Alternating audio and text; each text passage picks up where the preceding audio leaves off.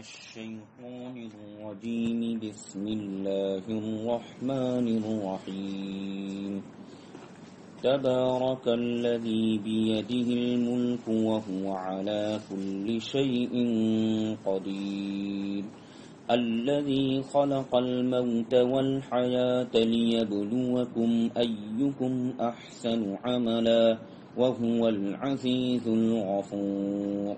الذي خلق 7 سماوات طباقا ما ترى في خلق الرحمن من تفاوت فارجع البصر هل ترى من فطور ثم ارجع البصر كرتين ينقلب إليك البصر خاسئا وهو حسير.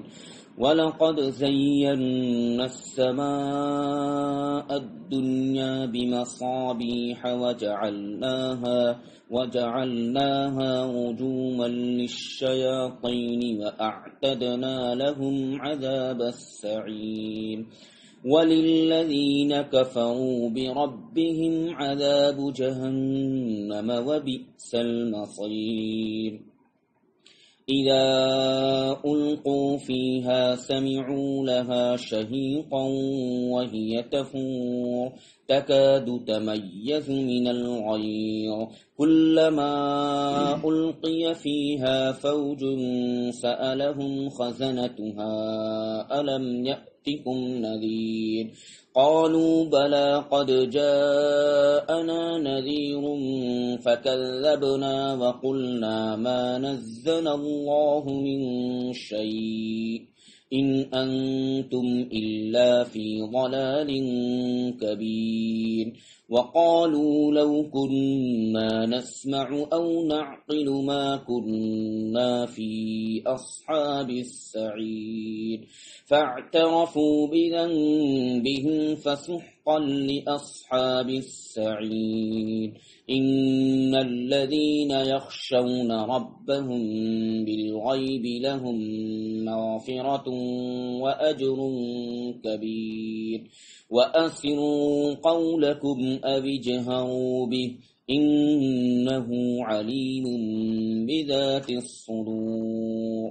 ألا يعلم من خلق وهو اللطيف الخبير. صدق الله العظيم.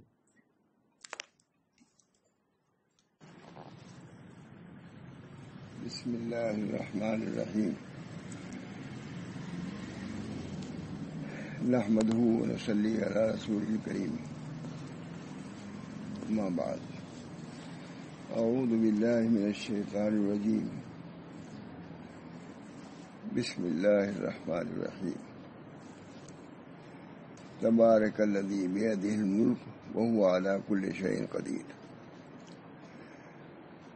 الذي خلق الموت والحياة ليبلوكم أيكم أحسن عملا وهو العزيز الغفور. صدق اللہ. دیر میں پہلے سے تھا کہ اسی سے شروع کروں گا جب بھی شروع کرنا ہو. ماشاء اللہ آپ نے تو بار بار کہا شروع کرنے کو. باہر کے ملکوں میں سے بادلوں نے کہا اسے ہمت نہیں ہو رہی تھی مسلسل بیان کرنا. اب اس عمر میں ذرا سا دشوار معلوم ہوتا ہے، لیکن اللہ کے فضل سے ان کے کرم سے امید ہے کہ اللہ میری مدد فرمائے گا، اور آپ حضرات کی طلب کا ثمرہ بھی یہ ہوگا انشاءاللہ کہ اللہ تعالیٰ اپنے فضل و کرم سے قوت بھی دے گا، قوت گویائی بھی دے گا، اور مرتب بیان کرنے کی بھی انشاءاللہ توفیق مرحمت فرمائے گا. یہ آیت ہے، لیکن ہے بہت ہی جامع آیت، اس وجہ سے میں نے اس کا انتخاب کیا. ترجمہ اس کا یہ ہے، بہت مختصر بیان کرنا ہے.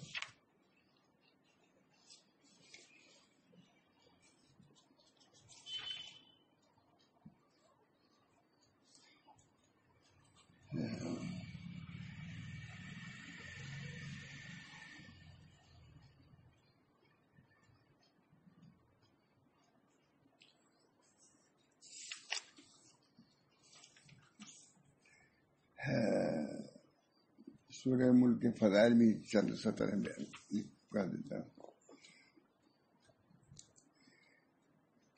اس سورہ کو حدیث پاک میں واقعہ اور منجیہ بھی فرمایا ہے۔ واقعہ کے معنی بچانے والی، سورہ کے نام ہی میں یہ ہے بچانے والی۔ دوسرا نام ہے منجیہ، نجات دلانے والی۔ اس وجہ سے جہاں تک ہو اس کو معمول میں رکھنا چاہیے۔ میرا خیال ہے کہ حضرت عبداللہ بن مسعود سے کسی نے کہا کہ آپ نے لڑکیوں کے لیے کچھ انتظام کیا ہے روزی کا؟ کہا کہ میں نے ان کو سکھا دیا ہے سورہ ملک کا، وہ کافی ہے۔ یعنی اس کی برکت یہ بھی ہے کہ رزق میں وسعت و برکت ہوتی ہے۔ فرماتے ہیں حدیث میں ہے کہ رسول اللہ صلی اللہ علیہ وسلم نے ارشاد فرمایا ہے المانع منجیہ تنجیہ من عذاب القبر، یہ صورت عذاب کو روکنے والی اور عذاب سے نجات دینے والی کیا ہو۔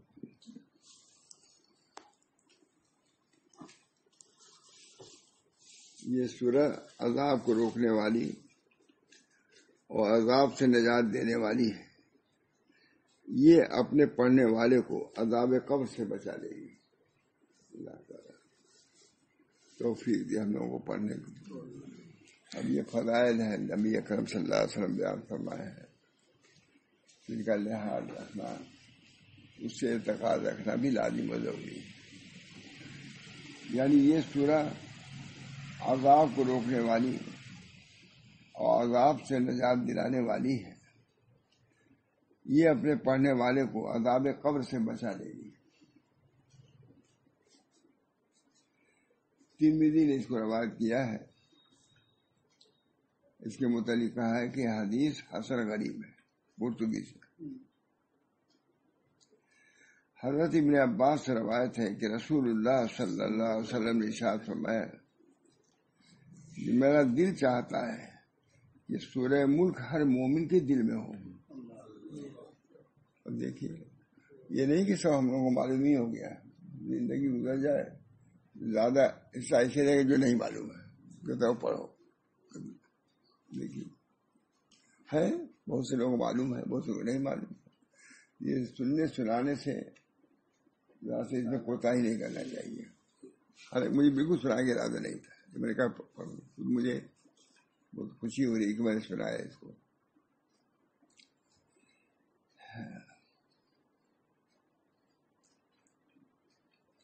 رسول اللہ صلی اللہ علیہ وسلم نے ارشاد فرمایا کہ میرا دل چاہتا ہے کہ سورہ ملک ہر مومن کے دل میں ہو۔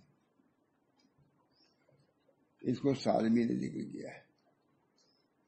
حضرت ابو ہریرہ سے روایت ہے کہ رسول اللہ صلی اللہ علیہ وسلم نے ارشاد فرمایا کہ کتاب اللہ میں ایک ایسی سورہ ہے جس کی آیتیں تو صرف 30 ہے، قیامت کے روز یہ ایک شخص کی سفارش کرے گی یہاں تک کہ اس کو جہنم سے نکال کر جنت میں داخل کر دے گی۔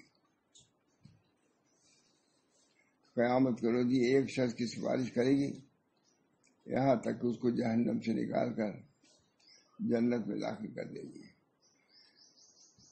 اور وہ سورہ تبارک قرطبی اور ترمذی۔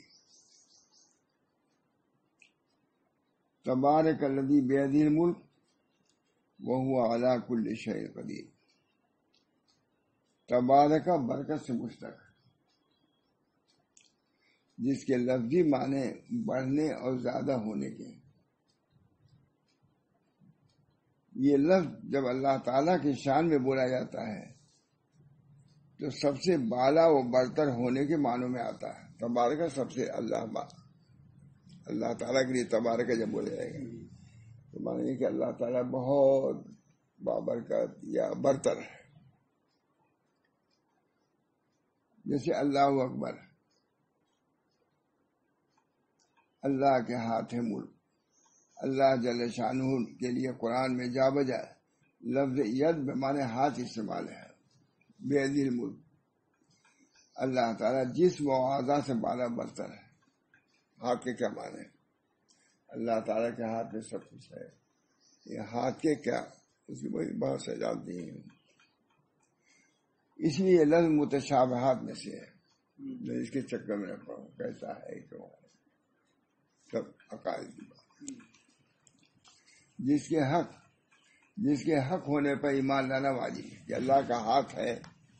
اب کیسا ہاتھ ہے یہ پتہ نہیں.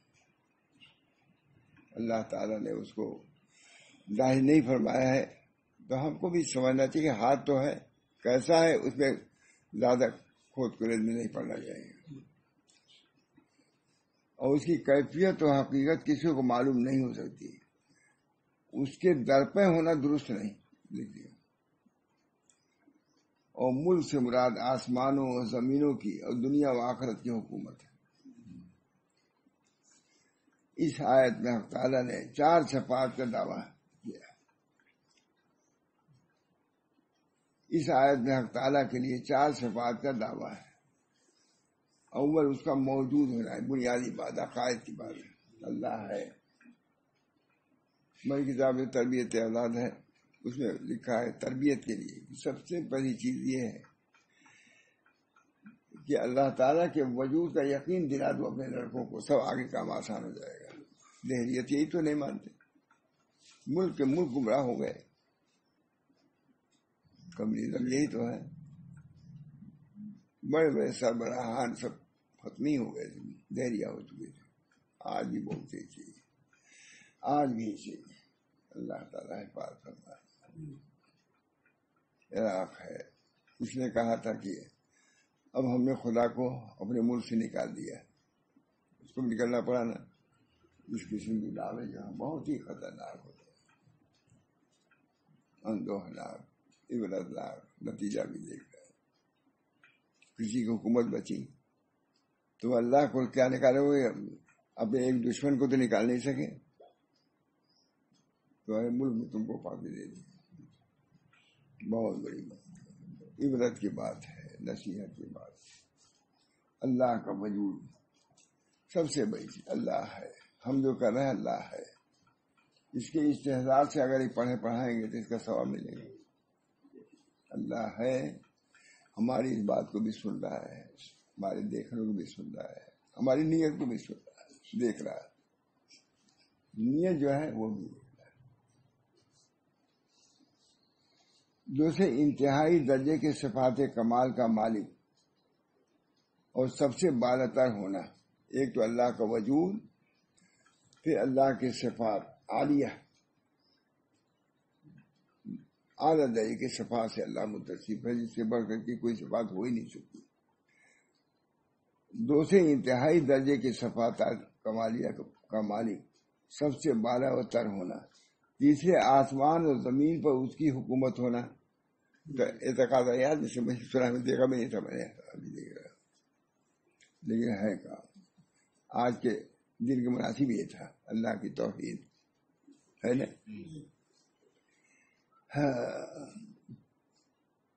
تیسرے آسمان اور زمین پر اس کی حکومت کو ہونا.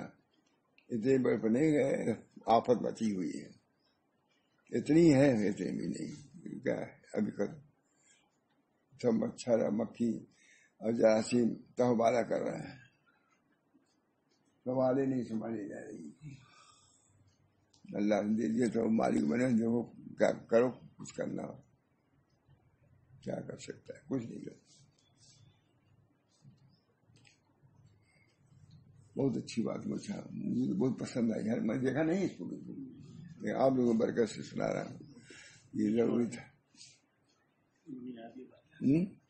کہاں معلوم ہوتا ہے. مولوی ہے، مولوی نما تو ہی ہے، سب لوگ الحمد للہ جانتے ہیں، لیکن بہت معلوم پڑھتے ہیں پتہ نہیں چلتا پڑھ کے کیا کر رہے ہیں. ان چیزوں میں رسوخ ہونا چاہیے. عالم کے دل میں خود رسوخ ہو ان عقائد پر، تب ہے عالم. اللہ چوتھے ہر چیز پر اس کا قادر ہونا، ہر چیز پر قادر. کہیں بھی چور ہو ڈاکو ہو اس کو معلوم ہے کہاں ہے، یہاں معلوم ہوتا ہے. 10 20 سال 40 سال پتہ ہی چلتا کہاں ہے وہ. پوری حکومت ہے اپنی حکومت میں رہ رہا ہے لیکن پتہ نہیں چلتا کہاں ہے. لیکن اللہ کی ذات وہ ہے ماں، جو پوشیدہ چیز ہے ظاہر سے سب معلوم ہے. 7 تہ کے اندر ہمارے حضرت ایک سناتے تھے، ایک حدیث ہے بہت سناتے تھے. اگر 70 پردے کے اندر کوئی آدمی عمل کرتا ہے تو اللہ کو معلوم ہے. ماشاء اللہ ظاہر کی بات ہے، پورا الفاظ نہیں بس. اگر اچھی نیت سے کیا تو وہ بھی معلوم ہے، اور بری نیت سے کیا وہ بھی معلوم ہے. عمل معلوم ہے، یعنی عمل کے معلوم ہونے کے ساتھ ساتھ یہ کہ اچھی نیت سے کیا تو وہ بھی معلوم، اور بری نیت سے کیا سب معلوم. کیا نیتوں کا علم ہو سکتا ہے کہ کوئی کتنی بڑا سائنسداں ہو، کتنی بڑا حاکم ہو، یہ اتنی بڑا، یہ چیز اللہ نے اپنے لیے. اللہ ہم سب اگلی آیات میں اس دعوے کے دلائل ہیں جو اللہ تعالیٰ کی مخلوقات ہی میں غور کرنے سے واضح ہوتے ہیں. اللہ کے یہ ستارے ہیں، یہ چاند ہے، یہ سورج ہے، یہ سب چیزیں اللہ کے اختیار میں ہیں. اسے اگلی آیات میں تمام کائنات اور مخلوقات کی مختلف انواع و اصناف سے اللہ تعالیٰ کے وجود اور توحید اور اس کے کمال قدرت پر استدلال کیا گیا ہے. سب سے پہلے اشرف المخلوقات انسان کے اپنے وجود میں جو دلائل قدرت ہے اس کی طرف متوجہ فرمایا. الذی خلق الموت والحیات، یہ دلائل اللہ کے وجود کے، اللہ کے قدرت کے سب دلائل ہیں. پہلی چیز اپنے وجود میں جو دلائل قدرت ہے، اپنے وجود میں جو دلائل قدرت ہے اس کی طرف متوجہ فرمایا. الذی خلق الموت والحیات، اس کا بیان ہے کہ اس کے بعد کئی آیتوں میں آسمانوں کی تخلیق میں غور و فکر حصہ ہے. تو اپنے میں دیکھو، موت آ رہی ہے، حیات آ رہی ہے. اب تو خود دیکھ رہے ہیں موت نہ تمہارے اختیار میں نہ حیات تمہارے اختیار میں. کہتے ہیں بچے پیدا ہی نہیں ہوتے، خراب کرتے نہیں ہوتا. بچہ ہے نہیں، آپ نہیں قادر، نہیں ہے تو وہ تو نہیں ہے، جو ہے اس پر بھی آپ قادر نہیں کہ اس کو صحیح طریقے سے آپ حاصل کر لیں اللہ کے. اس کے بعد کئی آیتوں میں مسلمانوں کی تخلیق میں غور و فکر سے استدلال کیا ہے. الذی خلق سبع سماوات، اس کے بعد زمین کی تخلیق اور اس کے فائدے متعلقہ میں غور و فکر کا حکم ہوا. هو الذی جعل لکم الارض ذلولا، زمین کو تمہارے لیے کیا بنا دیا. جو آیتوں پھر فضائے زمین کے بارے میں، پھر فضائے آسمانی میں رہنے والے مخلوق و پرندوں کو ذکر کیا ہے. زمین کو تمہارے لیے ہموار کر دیا ہے. آسمان میں کیا ہے، پھر فضائے آسمانی میں مخلوق پرندوں فرمایا. علم یروا الی الطیر، چڑیا دیکھ رہے کیسے اڑ رہی ہیں. یہ سب اللہ تعالیٰ کے مخلوقات ہیں جو جس میں تدبر اور تفکر کا حکم ہے. ایک تھے ایک ساتھ پہلے زمانے کے، انہوں نے 40 دن تک عبادت کیا ہے. تو وہ تھا حدیث میں انہوں نے پڑھا تھا یہ کہ جو 40 دن تک عبادت کرتا ہے اللہ کے لیے تو اس کے لیے ایک بدلی ہو جاتی ہے جو اس کا سایہ رکھتی ہے اتنے دنوں تک. آیا حدیث کے الفاظ. 40 دن عبادت کیا خلوص سے، لیکن وہ بدلی نہیں آئی. تو اپنے ماں سے کہا کہ اماں حدیث میں یہ ہے کہ جو 40 دن عبادت کرے تو اس کے لیے بدلی آ جائے گی. ہم نے تو کیا عبادت لیکن نہیں آئی. تو کہا بیٹا للہ ہے، اللہ کے لیے، تم نے تو بعد آنے کے لیے کیا ہے تو کیسے خلوص ہوا. اللہ کے لیے للہ کے قید چھوڑ دیا انہوں نے.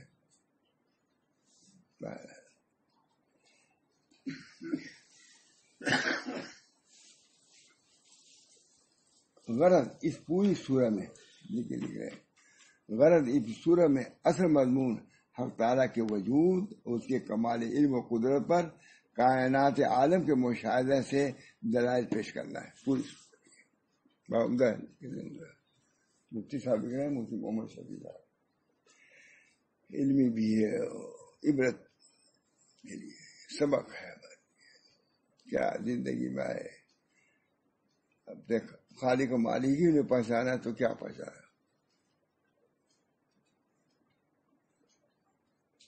ادھر دیکھا ادھر دیکھا، اسے دیکھا اسے دیکھا، نہ دیکھا یار کو اغیار میں دیکھا تو کیا دیکھا.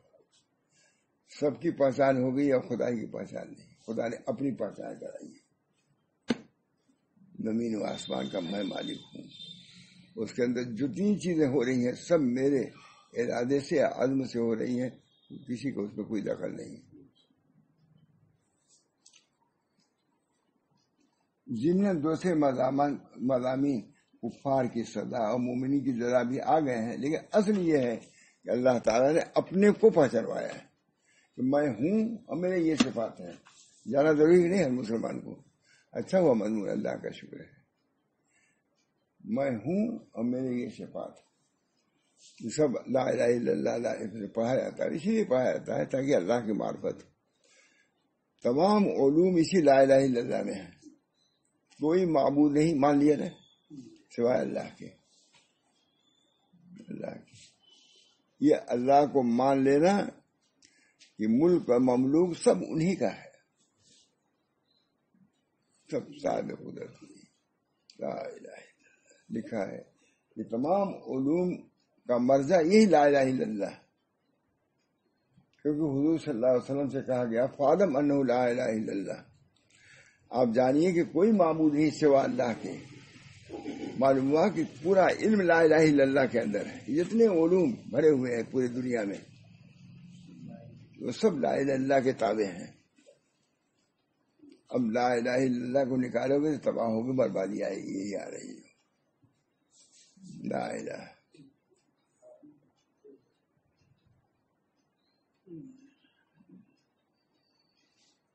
ہمارے جو سب سے بڑی جامعہ کہیے کون ہے؟ غار ہرا. سب سے بڑی غار ہرا. وہاں کیا کہا گیا ہے؟ بسم اللہ اقرا بسم ہر بسم ربک. آپ پڑھیے اپنے رب کے نام سے. کہا جتنی یونیورسٹیاں ہیں لندن میں بیان کے مولانا حلیمیہ نے، یہ سب اگر بسم اللہ سے پڑھی ہوتی تو یہ کارآمد ہوتی، جو کہ اللہ کے نام سے یہ نہیں ہے. اس وجہ کا کوئی وجہ نہیں. ہر یونیورسٹی کے لیے، ہر جامعے کے لیے ضروری ہے وہ شروع کرے کس سے؟ بسم اللہ. اللہ کے نام سے شروع تو کیا انہوں نے، لیکن اللہ کے نام سے شروع نہیں کیا.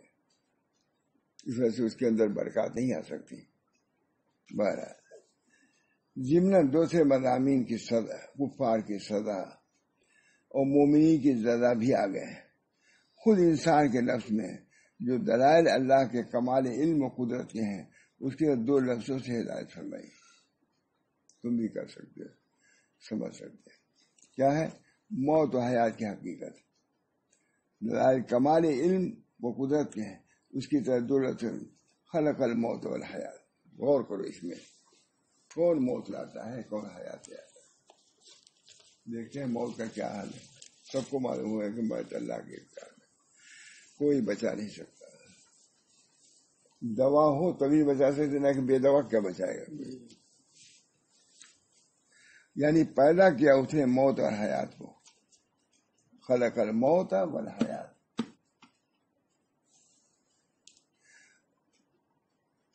احوال انسانی میں سے یہاں صرف دو چیزیں موت و حیات بیان کی گئی، کیونکہ یہی دونوں انسانوں کے تمام عمر کے احوال و افعال پر حاوی ہیں.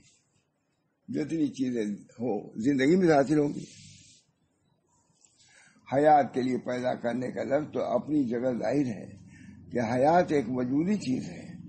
تخلیق و تکوین کا اس سے متعلق ہونا ظاہر ہے، لیکن موت بظاہر ایک آدمی چیز ہے.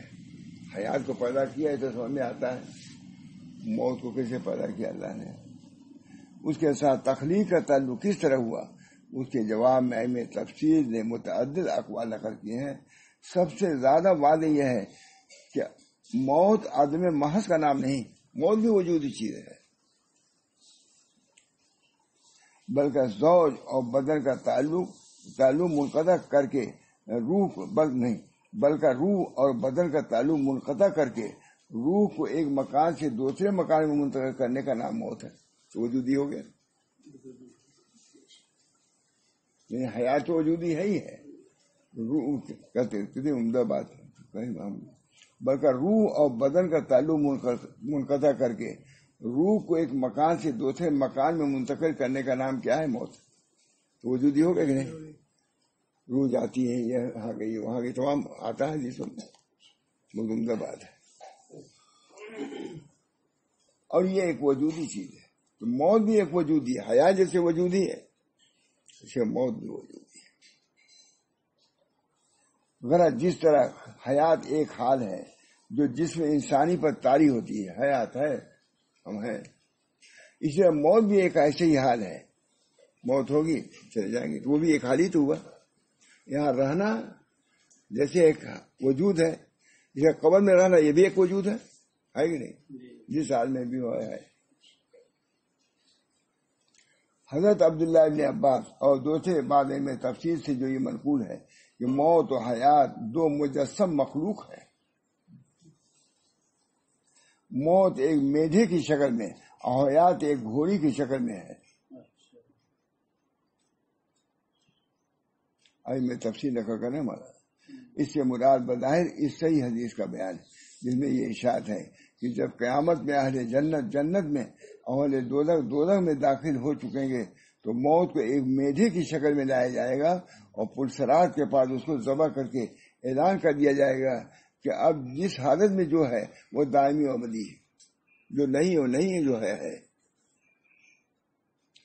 اب کسی کو موت نہیں آئے گی، جو ہے موجود ہے، موت نہیں آئے گی، اب وجود ہی وجود ہے، موت نہیں ہے، ختم۔ مگر اس حدیث سے یہ لازم نہیں آتا کہ دنیا میں موت کوئی جسم ہو۔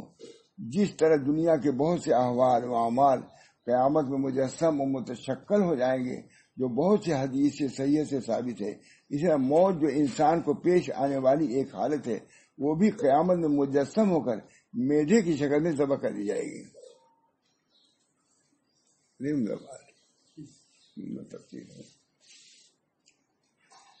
اور تفسیر مظہری میں فرمایا ہے کہ موت اگرچہ آدمی چیز ہے مگر عدم محض نہیں، بلکہ ایسی چیز کا عدم ہے جس کو وجود میں کسی وقت آنا ہے، اس پر ہے نہیں آئے گی۔ 2 روپیہ پیسہ آپ کی جیب میں ہے، کہیں بینک میں ہے، کہیں ہے، وہ بھی تو وجود ہے کہ نہیں؟ کہیں بھی ہو، چاہے امریکہ میں ہو چاہے روس میں ہے، ہماری جیب میں نہیں ہے لیکن ہے تو کہیں، کہ موت ہے کہیں۔ اور ایسے تمام معلومات کی شکلیں معلومات نہیں ہیں، معدومات کی شکلیں عالم اسلام میں قبل وجود ناسوتی موجود ہوتی ہیں، جن کو عیان ثابتہ کہا جاتا ہے۔ ان اشکال کی وجہ سے ان کو قبل وجود بھی ایک قسم کا وجود ہے، ابھی نہیں ہے لیکن وجود تو ہے یہ۔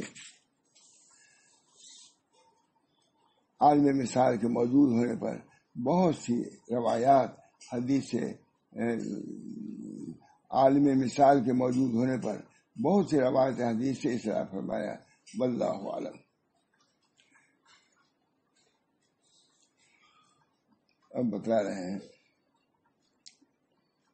آیت میں موت کا ذکر مقدم کر خلق الموت والحیات، اللہ تعالیٰ نے موت کو پیدا کیا اور حیات، اصل کے اعتبار سے موت ہی مقدم ہے۔ دیکھیے آیت میں موت کا ذکر مقدم کرنے کی وجہ بھی اس بیان سے واضح ہو گئی کہ اصل کے اعتبار سے موت ہی مقدم ہے۔ ہر چیز جو وجود میں آتی ہے پہلے موت کے عالم میں تھی، بعد میں اس کو حیات عطا ہوئی،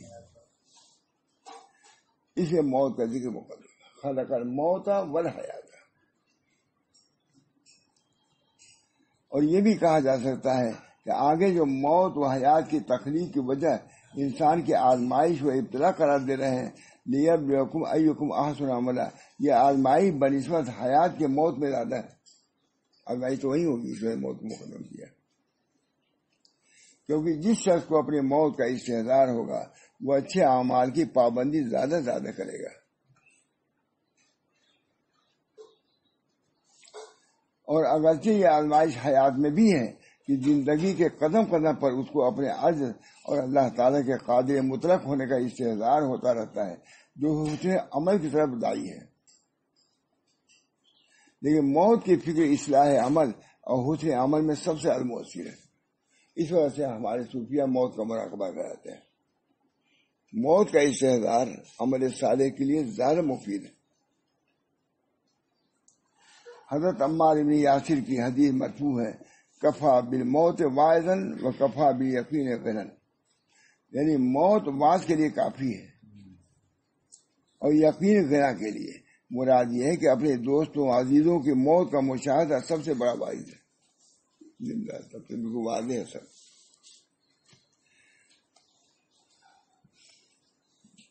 مراد یہ ہے کہ اپنے دوستوں عزیزوں کی موت کا مشاہدہ سب سے بڑا واعظ ہے۔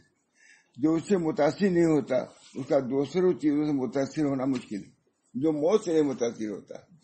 اب دیکھیے کتنی عمدہ ہے، اسی لیے سنا ہے اس کو میں نے حالات کے مطابق۔ اللہ تعالیٰ مشاہدہ کرا رہے ہیں ہم کو، مراقبہ کرنے کی ضرورت نہیں، مشاہدہ کرنے کی۔ میں نے کہا نا مشاہدہ باللہ سب ماں عثمان صاحب سب چھوٹی عمر، کوئی بہت سبھی ویسے ہی میری عمر بھی اٹھا لی۔ کہاں گئے مولانا عثمان صاحب اس دن پڑے، کہاں گئے وہاں صحیح صاحب۔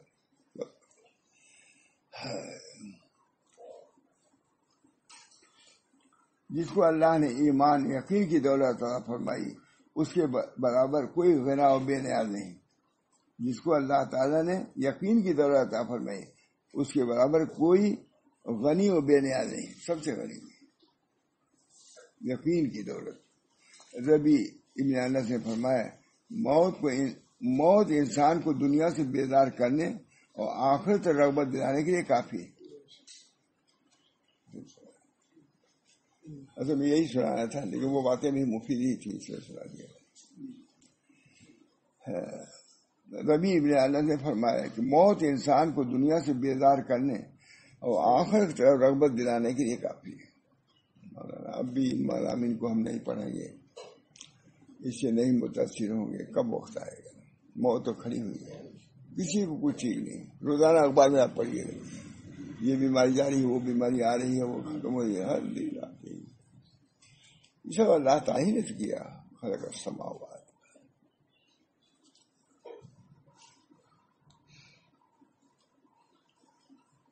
احسن والا یعنی یہ بات قابل نظر ہے کہ انسان کی اس آزمائش میں جو ان کی موت و حیات سے وابستہ ہے، حق تعالیٰ نے یہ فرمایا کہ ہم یہ دیکھنا چاہتے ہیں کہ تم میں سے کس کا عمل اچھا ہے۔ یہ سب موت حیات جو ہے مقصد اس کا کیا ہے؟ موت آ رہی ہے، حیات ہی، پیدا بھی ہو رہے ہیں، مر بھی رہے ہیں، یہ بہت اسی لیے سنا۔ اس سب کا مقصد یہ ہے کہ اللہ تعالیٰ جانچے تمہارا عمل کیسا ہے۔ احسن عمل ہے۔ یہاں یہ بات قابل نظر ہے کہ انسان کی اس آزمائش میں جو اس کو موت حیات سے وابستہ ہے، حق تعالیٰ نے یہ فرمایا کہ ہم یہ دیکھنا چاہتے ہیں کہ تم میں سے کس کا عمل اچھا ہے۔ یہ جو موت حیات آ رہی ہے اور ہم آزمانا چاہتے ہیں، کیا آزمانا چاہتے ہیں؟ آزمانا چاہتے ہیں کہ کون عمل کے اعتبار سے اچھا ہے۔ یہ نہیں فرمایا کس کا عمل زیادہ ہے۔ اس دفعہ اور ایک آسا پہلے بیان کیا تھا اس پر، شاید جو بعدوں نے لکھا بھی تھا کہ عجیب نقطہ آپ نے بیان کیا، حالانکہ یہ نقطہ سب ہے۔ یہ نہیں کہ اکثر و عملہ نہیں فرمایا، یہ جانچے کہ کون زیادہ عمل کرتا ہے، نہیں بلکہ کون اچھا عمل کرتا ہے۔ بہت سے لوگ صاحب اللہ اللہ کرتے ہیں، بس یہ ہزار، لیکن اللہ کا نام صحیح نہیں لیتے۔ اللہ لا الہ الا اللہ میں لکھا ہے کہ ہاں دونوں ہاں کو ظاہر کرو، لا الہ الا اللہ کہا، اس میں بڑے راز ہیں، بہت لکھا، نصیحت کیا ہے کہ لا الہ الا اللہ، دونوں ہاں کو ظاہر کرو۔ ان میں بہت سی چیزیں ہیں جو اس ظاہر کرنے ہی پر ظاہر ہوتی ہیں. لا الہ انہیں کی اس کے عدد پورا کرنے کے لیے اب لا الہ صحیح رکھا ہے. الہ کا نام بہت بڑے بزرگ نے غالباً باقی بھی اللہ وغیرہ نے کہا یہ بات ہے. میں نے لکھا ہے لا الہ الا اللہ. لا الہ کوئی معبود نہیں. ایک بزرگ تھے لا الہ جب کہتے تھے خود بھی غائب ہو جاتے تھے. جب الا اللہ کہتے تھے حاضر ہو جاتے تھے. کوئی معبود نہیں، میں بھی معبود نہیں، میں بھی مقصود نہیں، ختم. میں نے کہا الا اللہ خود بھی وجود ہو موجود. سمجھ گئے؟ ارے صوفی لوگ بھی سمجھنے کی بڑی بات. سب اسی چل رہا ہے. لا الہ الا اللہ کوئی معبود نہیں سوا اللہ. کون سننے والا ہے؟ تو وہاں معلوم ہوگا. خلق الموت والحیات صاف صاف اللہ نے کہہ دیا کہ نہیں. خلق الموت والحیات لیبلوکم ایکم احسن عملا. اسی پر بیان کرنا سے بیان کر ہی رہا ہوں نا.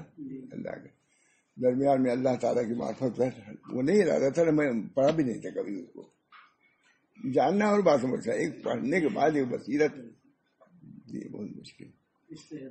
ہاں بہت مجھے فائدہ ہوا ہے. اللہ کی معرفت اللہ کیا ہے پڑھتا تو رہتی ہے. آدمی کیا پڑھ دیا ہو گیا ختم. لیکن اسی کی شرط ہو رہی جو آپ نے پڑھا ہے. زندگی میں سارا نہیں ہو سکتی.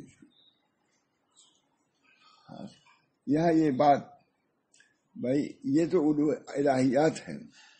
جماداتی میں کیا سب کاملوں کے دن رات جو تحقیقات ہو رہی ہیں یہ پہلے 10 سال پہلے تھی. یہ سب تحقیقات یہ سب جو ہے جب ان چیزوں میں اتنے علوم ہیں مولانا حکمتیں ہیں تو اللہ کی آیات میں کتنی ہیں کوئی تصور نہیں کر سکتا. اسی لیے آپ بزرگ نے کہا کہ اتنے علوم ہیں وہ سب لا الہ الا اللہ کے اندر درج ہے. مجدد صاحب کو تو انکشاف ہوا. فرماتے ہیں کہ بہت سے کوتاہ نظر لوگ یہ کہتے ہیں کہ ایک مرتبہ لا الہ الا اللہ کہنے سے کیسے کوئی جنت میں چلا جائے گا. لا الہ الا اللہ. بہت سے کوتاہ نظر لوگ بیوقوف لوگ مرا مقصوب میں شبد. مجھے ایسا کہتے مجھ کو مقصوب ہوتا ہے کہ اگر سارے عالم میں ایک آدمی بھی لا الہ الا اللہ کہے اور سارے عالم کو اللہ بخش دے تو اس کے اندر وسعت ہے. یہ معرفت ہے. کہتے ہیں بعض کوتاہ نظر تو یہ کہتے ہیں ایک مرتبہ اللہ کہا کیسے جنت میں چلا جائے گا. مرا مکشوف میں شبد. مجھ کو یہ مکشوف ہوتا ہے. ایک شخص اگر لا الہ الا اللہ کہے اور سارے عالم کو اللہ بخش دے تو اس کے اندر وسعت ہے، گنجائش ہے. اب وہاں سمجھ میں آئے گا یا بڑھو گے تو سمجھ میں آئے گا. خالی پڑھو گے نہیں بلکہ پڑھو گے. اللہ ہم دونوں کو بڑھائے آگے اپنے علم و معرفت میں بڑھائے. یہاں یہ بات قابل نظر ہے کہ انسان کی اس آزمائش میں جو اس کی موت و حیات سے وابستہ ہے حق تعالیٰ نے یہ فرمایا کہ ہم یہ دیکھنا چاہتے ہیں کہ تم میں سے کس کا عمل اچھا ہے. عمل اچھا دیکھو. حسن نیت سے اعمال میں اچھائی آتی ہے. حسن عمل آپ کچھ بھی بنوائیں، مسجد بنوائیں، مدرسہ بنوائیں، حسن عمل اگر نہیں ہے مجھ سے میں نے بیان کیا تھا حسن عمل پھر بعد میں بیان کروں گا. حسن عمل سے کیا فائدہ ہوا؟ حسن عمل کی وجہ سے جو غار میں پھنسے ہوئے لوگ تھے چٹان میں وہ نکل گئے حسن عمل سے. حسن نیت سے حسن عمل وہ عمل جو کیا حسن نیت سے کیا تھا. اپنے ماں کو دودھ پلایا، ہاں ماں کی خدمت کیا، معمولی بات ہے. اس کی وجہ سے چٹان ہٹ گئی. اپنی چچا زاد بہن سے ہٹ گیا اور ڈر گیا اللہ سے. حسن عمل ہی ہوا. اور تیسری چیز کیا ہے؟ میں ابھی ماہوہ میں آ گیا تھا. ایک آدمی نے مزدوری کیا، مزدوری نہیں یہ چلا گیا. بہت دنوں کے بعد آیا، پوچھا کہ بھائی ہمارا مزدوری دیجیے. اب 2 پیسہ 4 پیسہ رہا ہوگا، معلوم کیا رہا. کہا جاؤ لے لو. کیسا پڑا ہوا ہے پورا ذخیرہ امبو جماعت گایوں کی بکریوں کی جنگ لے لو. اس نے کہا مذاق کر رہے ہیں یہ. کہا نہیں بھائی، تمہاری مزدوری ہم نے الگ کیا، اس کو ہم نے بڑھایا، انڈا خریدا، مرغی خریدا، بکری خریدا، گائے خریدا، تمہارا ہی سب ہے، تمہارے اجر کا یہ اللہ کے بندوں کے یہاں کا یہ اجر ہے۔ اس پر چٹان ہٹ گئی نا۔ اور تیسری بات کیا کہوں میں صاحب، سوء نیت، وہ حسن نیت ہے، یہ سوء نیت۔ عالم کو بلایا جائے گا، تم نے کیا کیا؟ علم پڑھا اس نے، کہا حضرت اللہ رب العالمین ہم نے پڑھا، پڑھایا، واز کہا، بیان کیا، کہا تم نے سب کچھ یہ کیا ہے اس لیے تاکہ تم کو عالم کہا جائے، گھاؤ پکڑو جہنم پھینک دو اس کو۔ اچھی چیز ہے، ایک بدعملی کی وجہ سے یہ نتیجہ ہوا، وہاں کوئی خاص بات نہیں ہے، لیکن حسن عمل کی وجہ سے چٹان ہٹ گئی پاک کی۔ شہید بلایا جائے گا، بھائی ہم نے تم کو قوت دیا تھا، کیا کیا؟ کہا ہم لڑے، کارزار میں شہید ہو گئے، کہا سب اس لیے کہا گیا تم کو شجاع کہا جائے۔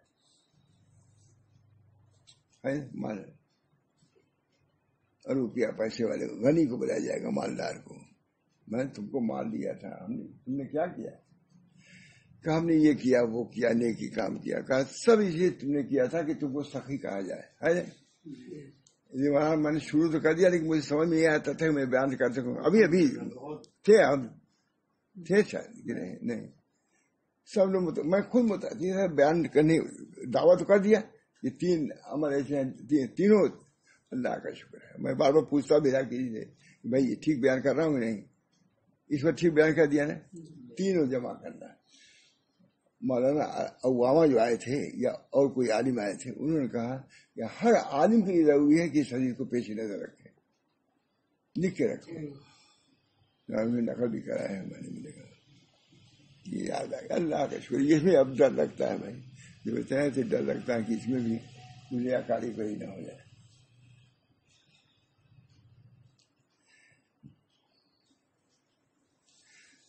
اللہ تعالیٰ نے فرمایا ہم کو یہ دیکھنا ہے کہ تم میں سے کس کا عمل اچھا ہے، یہ نہیں فرمایا کس کا عمل زیادہ ہے۔ اسے معلوم ہوا کہ اللہ تعالیٰ کے نزدیک کسی عمل کا مقدار زیادہ ہونا، کسی عمل کی مقدار کا زیادہ ہونا قابل توجہ نہیں، بلکہ عمل کا اچھا اور صحیح و مقبول ہونا معتبر ہے۔ وہ کیسے ہوگا؟ اسے نیت سے۔ اس لیے قیامت میں انسان کے اعمال کو گنا نہیں جائے گا۔ دیکھیے مجھے آج یہ وزن ہے کا لفظ آتا ہے، اس لیے قیامت میں انسان کے اعمال کو گنا نہیں جائے گا بلکہ تولا جائے گا، جس میں بعض ایک ہی عمل کا وزن ہزاروں اعمال سے بڑھ کر، تعداد میں سے ایک ہی رہے گا وہ، لیکن وزن کا بڑھ کہ ایک عمل کا اتنا وزن ہو جائے گا کہ عمل نیک عمل کا بھاری ہو جائے گا۔ یہ بھی دیکھیے گا، بس مختصر اب کیا کہ پوری بات ہو جائے گی۔